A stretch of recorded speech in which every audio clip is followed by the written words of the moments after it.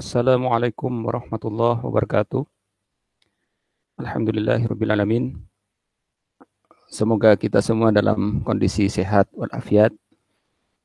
Pada kesempatan ini, saya ingin menjelaskan beberapa pertanyaan yang disampaikan oleh mahasiswa untuk mata kuliah statistika dan analisis data terkait dengan dua pertemuan pertama dan kedua, ya. Banyak pertanyaan yang diajukan di Google Classroom. Beberapa saya kelompokkan dan memang ada yang sama, sehingga mudah-mudahan pertanyaan yang saya jelaskan ini mewakili semua pertanyaan yang ditulis di Google Classroom. Pertama, bertanya mengenai diagram Pareto. Jadi apa fungsi dari diagram tersebut dan biasanya digunakan pada saat apa? Memang yang kita bahas di dalam tabel grafik dan sebagainya itu konteks umumnya adalah menyajikan data. Ya, nah diagram Pareto ini adalah salah satu cara menyajikan data terkait dengan kategori yang disertai dengan frekuensinya. Seperti misalnya, kalau saya ingin menyajikan data mahasiswa PPKU, IPB, berdasarkan pulau misalnya, jadi asal dari pulaunya, misalnya ada yang berasal dari Pulau Jawa, Pulau Kalimantan, Sumatera, dan sebagainya. Kemudian disertai dengan berapa banyak mahasiswa IPB di masing-masing pulau itu yang terdata. Maka berarti kategori-kategori tadi, yakni pulau, nama pulau itulah yang kemudian disebut dengan ini kategorik bentuknya, disertai dengan frekuensinya, jumlah mahasiswa. Nah, ini kan bisa digambarkan dengan bar chart atau diagram batang, ya. Nah, Pareto ini kemudian membuat satu penyajian yang lebih menarik. Dia diurut dari besar ke kecil berdasarkan frekuensinya, diagram ini. Kemudian disertai juga dengan data kumulatif dari setiap frekuensi. Itulah yang disebut dengan diagram Pareto. Ini mengacu kepada nama penemunya, ya. Nama penemunya itu adalah Vilfredo Pareto. Vilfredo Pareto, sehingga disebutnya diagram Pareto. Yang Vilfredo Pareto ini statistisi dan ekonom dari Italia. Apa yang digambarkan oleh Pareto ini menjadi lebih menarik daripada sekedar bar chart, ya. Jadi ada memang seperti kata Alan Agresti itu, statistik, the art and science. Jadi ada seni di situ. Sehingga di Pareto ini lebih indah, lebih bagus penyajiannya, tidak sekedar bar chart. Sehingga banyak digunakan, ya, Pareto ini. Nah, pada diagram Pareto ada dua grafik, yaitu ada batang tadi bar chart-nya itu yang diurut dari besar ke kecil berdasarkan frekuensinya. Kemudian ada diagram garis. Nah, garis itu adalah kumulatif, ya, kumulatif dari setiap kumulatif dari setiap kategori, sehingga disatukan dalam satu gambar. Nah, memang disajikan dalam bentuk persentase supaya seimbang antara ada gambaran. Bisa juga sebenarnya kalau angkanya berupa angka langsung, tetapi tidak, kalau banyak itu tidak susah membacanya perbandingan, karena kalau berupa persentase itu kan secara relatif. Misalnya 50%, itu 51% berarti dia lebih mudah membacanya dibandingkan angkanya secara langsung. Jadi umumnya memang yang menggunakan persentase, baik pada garisnya maupun pada grafiknya, karena dalam satu gambar, ya. Nah, diagram Pareto apakah harus di awal itu nilai persentase terbesar? Iya, karena ini Pareto ini memang bar chart awalnya, kemudian idenya Pareto itu diurut itu dari besar ke kecil, kemudian disertai dengan kumulatifnya. Itu yang disebut dengan Pareto, ya, dalam Anda coba cari di internet, namanya Vilfredo Pareto, ide awal, ya. Idenya sederhana, tetapi ini menarik, ada art di dalamnya, ada seni. Makanya statistika itu bagian dari ada aspek seni di dalamnya, sehingga belajar statistika itu mestinya menyenangkan. Misalnya menyajikan data itu ada aspek seni di dalamnya, tidak sekedar sains saja. Ya, jadi tidak hanya hitungan-hitungan, hitungan itu adalah bagian dari untuk menyajikan secara lebih baik. Ya, jadi yang jangan dilihat hanya prosesnya yang ada hitungan dan sebagainya, tapi ada seninya statistika itu. Kemudian bagaimana cara menentukan poligon yang bentuknya kumulatif, yaitu data kumulatif ya, ditambahkan aja persentasenya. Nah, itu tentang Pareto. Kemudian ada yang bertanya tentang diagram stem and leaf. Pada angka ratusan, jadi yang 3 digit itu, untuk leaf-nya apakah dibulatkan atau mengikuti angka yang sebenarnya? Karena katanya di dalam materi ya, itu ada yang tertulis 658, kemudian di stem and leaf-nya, stem maksudnya ini, menjadi stemnya 6 dan leaf-nya 6. Iya, memang di dalam stem and leaf ini, leaf-nya itu satu angka ya, supaya bisa disusun menjadi beberapa angka dari berbagai ukuran, dari berbagai macam data gitu. Misalnya ini yang dijadikan stemnya 6 itu maknanya ratusan ya, 600-an. Kemudian di belakangnya itu puluhan. Jadi 6 itu 60-an ya. Supaya jadi satu angka di belakangnya di sini. Sehingga misalnya kalau 58 nanti susah membedakan itu 68, 608 atau 605 ya. Sehingga itu terpisah sendiri supaya menjadi satu angka saja leaf-nya itu. Leaf-nya kan satu daun ya. Satu tapi bisa banyak gitu. Misalnya ini pembulatan saja. Jadi kalau 658 ya stemnya 6, leaf-nya 6.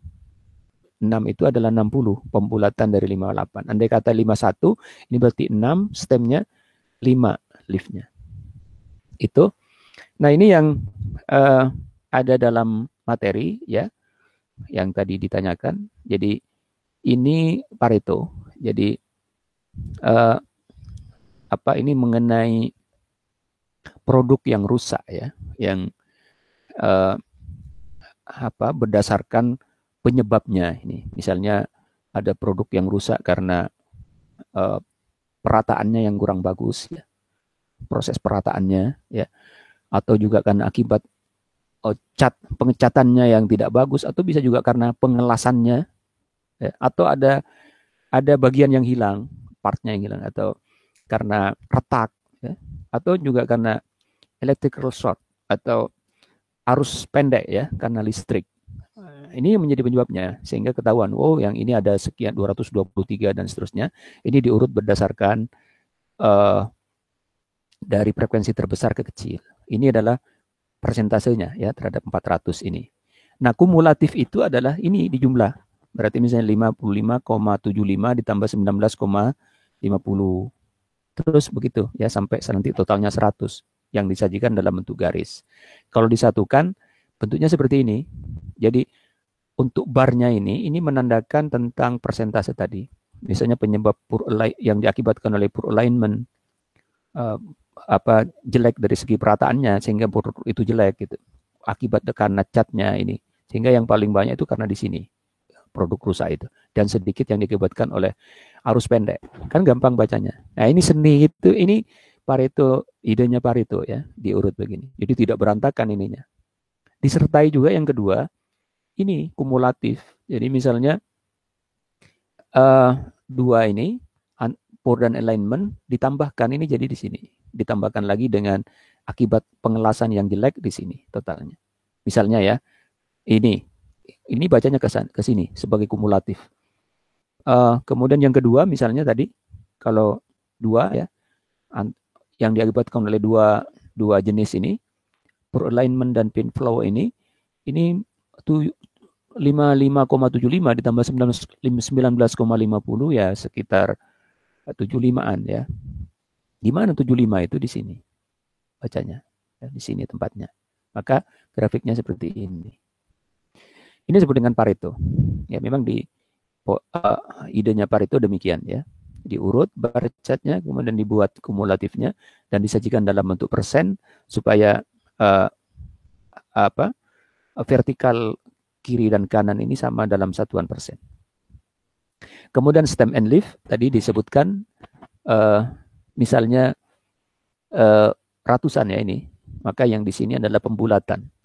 6113 misalnya jadi 61, ini 632 jadi 63, 658 jadi 66 dan seterusnya. Ada juga yang ribuan di sini. Berarti 11 itu adalah 11 ratusan ya. 11 ratusan ya, 11 ratusan berarti 1100 kan di sini. Kalau 12 ya 12 ratusan berarti 12 semua ratusan ini bentuknya. Sehingga di sini adalah leaf-nya ya. Biasanya leaf ini 1 digit biasanya ya, 1 digit supaya ketika disusun itu 1 digit mewakili 1 nilai, 1 data ya. Sehingga terlihat kalau kita lihat dari bawah, kalau mata kita di sini melihat ke atas, maka ini seperti bar ya, seperti batang ini, seperti grafik ya. Baik. Kemudian yang keenam, pertanyaan keenam. Pada materi disebutkan bahwa untuk menentukan jumlah kelas dan lebar interval itu dilakukan dengan trial and error. Ketika di SMA diajarkan menjadi jumlah kelas dengan cara K sama dengan 1 plus 3,3 log N ya. N-nya itu banyaknya data. Ini aturan Stargess ya. Stargess yang menyatakan ini. Apakah cara tersebut masih bisa dipakai atau cara tersebut merupakan materi lanjutan yang akan dipelajari? Ya, ini bisa dipakai. Tapi bukan satu-satunya ya, bukan satu-satunya. Artinya trial and error itu artinya banyak cara, termasuk ini salah satunya. Yang tidak benar kalau ini dianggap adalah mutlak satu-satunya ini. Ya. Kalau bingung ya bisa coba saja ini pakai N. Kira-kira berapa ya? Nah, misalnya ini ada kaitannya dengan pertanyaan nomor 7. Di situ di buku Statistic for Business and Economic itu karangannya Anderson ya. Di halaman 41 itu merekomendasikan jumlah kelas itu 5 sampai 20 kelas. Ya, ini. Sehingga memang yang mana yang cocok harus kita lihat di situ. Mungkin bisa menggambarkan kemenjuluran datanya, ya bisa dicoba-coba. Apalagi kalau menggunakan software, bisa minta 5, 6 gitu. Mana yang paling mampu menggambarkan, menyajikan data, ya. Karena ini penyajian data, mampu menggambarkan distribusi, sebaran dari data itu. Bisa dicoba-coba. Sehingga orang bisa menggunakan 5 pada data yang sama, orang lain bisa 9 gitu. Ya, itu tidak apa-apa. Kedua-duanya benar mencari itu. Apakah ada syarat tertentu atau bebas? Ya, hanya cuman rekomendasikan sini. Bebas itu artinya dalam rangka bisa menggambarkan distribusi, sebaran dari data itu. Bisa saya kira ini salah satu ya, aturan ini bisa dipakai. Itu seperti misalnya di sini disebutkan ya, pertanyaan itu misalnya ada data seperti ini ya, kita cari dulu range-nya, nilai terbesar dengan terkecil 46. Berarti kalau kita misalnya memilih 5, orang lain memilih 6 nggak masalah kan? Akan berubah intervalnya kan? Kalau 10 juga nggak apa-apa, nanti bisa dilihat gambar mana yang paling menggambarkan, grafik mana yang paling bisa menggambarkan pola data. Karena ini bentuk penyajikan. Ya, samalah seperti kita menyajikan makanan, ada yang ikannya sebelah kiri, sayurnya sebelah kanan. Ini yang mana yang bagus gitu. Nah itu, tapi tetap saja makanannya itu juga, tapi dengan penyajian yang berbeda. Jadi tidak harus ada aturan tertentu, tapi tetap berkaitan dengan art ya, bahwa art jadi ada seni di situ juga yang orang bisa mudah melihatnya dan pesan dari apa yang mau disampaikan itu tertuang dalam grafik yang kita buat ya, termasuk datanya itu kalau misalnya ininya dibagi 5 itu kira-kira pembulannya jadi 10 ya, 10 interval gitu. Tapi interval yang 10 ini harus mencakup nilai-nilai yang ada di bawah dan di atas ini. Misalnya 10, maka ini mencakup yang 12. Sampai 70 nanti bisa mencakup yang 58. Sehingga semua data tercakup di dalamnya. Itu. Kemudian mengenai scatter plot. Penggunaan dua variabel di sini apakah harus memiliki hubungan dan untuk apa kegunaan scatter plot tersebut? Memang scatter plot ini kan ada dua. Kalau data kategorik itu menggunakan cross tabulation atau tabel kontingensi ya, dua tabel itu. Untuk data numerik itu menggunakan scatter plot. Memang ini dalam rangka melihat hubungan antara dua variabel, dua peubah. Apakah berbanding lurus misalnya ya, artinya semakin besar satu peubah membesar juga peubah yang lain, atau terbalik, semakin besar yang lain semakin kecil, atau bentuknya menyerupai suatu grafik tertentu seperti lingkaran, seperti seperti kurva tertentu ya, kurva eksponensial misalnya, atau kurva kuadratik dan sebagainya. Itu mirip-mirip dengan grafik Cartesius X dan Y yang dipelajari waktu SMA ya. Nah, itu scatter plot itu kira-kira berupa titik-titik yang menggambarkan pola itu. Kemudian di dalam contoh tabel ya, ada hospital pasien by unit di situ, rumah sakit ya. Di situ ada yang di UGD kan? Ada di UGD, ada yang di bagian pasiennya tuh ada yang di UGD, ada yang pasiennya tuh ada yang di kamar operasi, di kamar melahirkan dan sebagainya ya. Nah, UGD, kamar operasi dan sebagainya itu tuh disebut dengan kategorik di sini. Tapi peubah kategorik atau variabel kategorik. Sedangkan banyaknya pasien di setiap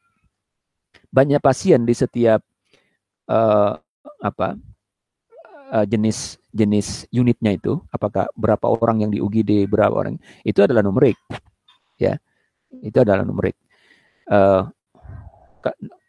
Numerik dan berupa discrete ya, karena count dia berupa jumlah.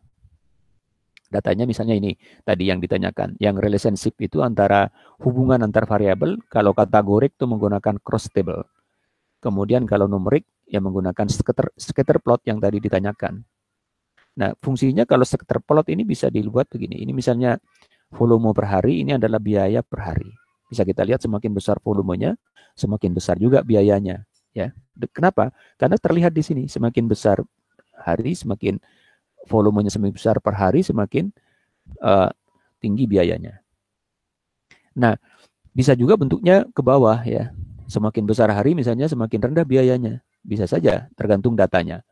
Atau berupa berupa parabola misalnya, makin besar terus mengecil setelah itu. Ya. Nah, kalau kita lihat ini, Anda lihat di sini diagram scatter plot ini lebih menarik daripada tabel ini. Kalau kita lihat tabel ini susah melihat kecenderungannya. Ini baru berapa data ya. Coba kalau ini ada 100 data, semakin nggak mampu kita melihatnya. Nah, tapi ketika dibuat scatter plot itu menjadi lebih menarik, lebih mudah terlihat, menarik ya bagi orang untuk memahaminya. Nah, itu yang disebut dengan aspek aspek seni di dalamnya. Jadi ada seni, ada sains juga. Jadi belajar statistika itu harus dua-duanya dapat. Ada seninya juga ada sainsnya di dalamnya. Sehingga tidak semata-mata sains hanya dilihat cara menghitungnya, cara membuatnya dan sebagainya, tapi memang ada semangat tersendiri bahwa ini disajikan menjadi menarik dengan begini. Di situ saya kira poinnya ya, salah satu poinnya. Nah, ini tadi yang ditanyakan ya, ini adalah kategorik. Kenapa? Karena ada macam-macam di sini. Ada UGD ya, ada yang intensif, ada yang bersalin, ada operasi, kamar operasi, masing-masing punya jumlah pasien di dalamnya. Ini bisa juga disajikan dalam bentuk Pareto juga bisa. Ya, data ini mulai dari sini ya, frekuensi jumlah pasien. Nah, yang tanyakan tadi intinya ini adalah numerik ya. Ini numerik. Count termasuk discrete karena bentuknya count, jumlah pasien. Nah, silakan Anda membaca buku rujukan ya yang telah diberikan supaya dapat pemahaman secara lebih lengkap. File materi, presentasi kuliah dari dosen maupun video itu sebenarnya sebagai alat bantu ya untuk lebih mudah dalam mempelajari buku, tetapi tidak menggantikan buku itu. Nah, setelah mempelajari berbagai materi tadi itu, mulai dari buku, file, presentasi, pun video, kalau ada pertanyaan bisa Anda ajukan di chatting tanya jawab di Google Classroom. Dia akan saya pelajari. Lebih bagus lagi kalau Anda sebutkan di buku halaman berapa, di slide berapa, sehingga saya bisa paham apa yang Anda tanyakan. Nah, karena mungkin banyak pertanyaannya akan saya kelompok-kelompokkan, dan supaya lebih jelas akan saya buat sebuah video di pertemuan berikutnya. Silakan Anda tulis pertanyaannya nanti untuk setiap perkuliahan, dan mudah-mudahan saya bisa menjelaskan apa yang ingin Anda ketahui dari materi ini. Baik, demikian. Terima kasih atas pertanyaan yang telah diberikan, dan juga